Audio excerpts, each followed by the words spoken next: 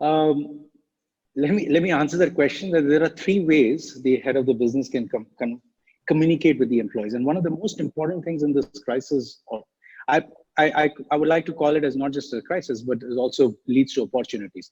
I'm sure this is an opportunity for some, it's crisis for the others.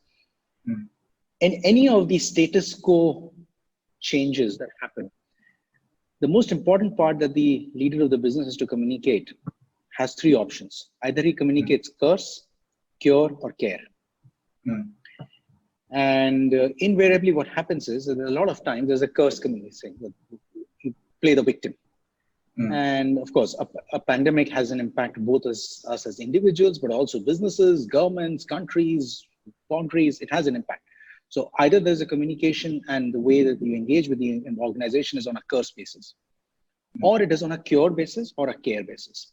And I believe that the communication with the people needs to happen more on cure and care. And let me start with the last one first. First thing first, care for your people, both at individual level, but also as employees of the organization. Like Yoon Li said, that in his industry, but also in mine and many others, the biggest asset that any organization has is people. So if you don't take care of your people, and care doesn't mean that it's only about being genuine care. It's not just about giving more money or there, but genuinely taking care of employees.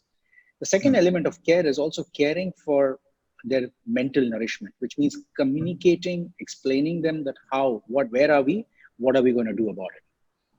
And very soon, then the leader needs to shift from care, which is there, keep the care as a foundation, to cure.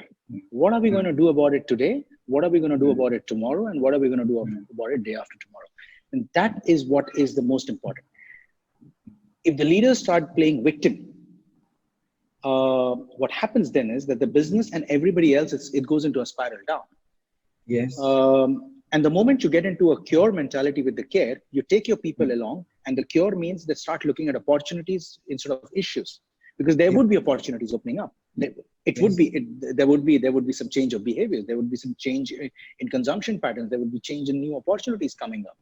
So how do we as leaders start showing? We don't have all the answers, that's for sure, but you need the people to find those answers. And that's why the tone of voice of the leader is extremely important, to be on cure and care and not on curse. And a lot of times I do hear curse, because we are playing a victim. And that's why then all the cutting syndrome comes in. Rather, I would like to say that this can be an opportunity of a growth syndrome or a cure syndrome. And then that entails down.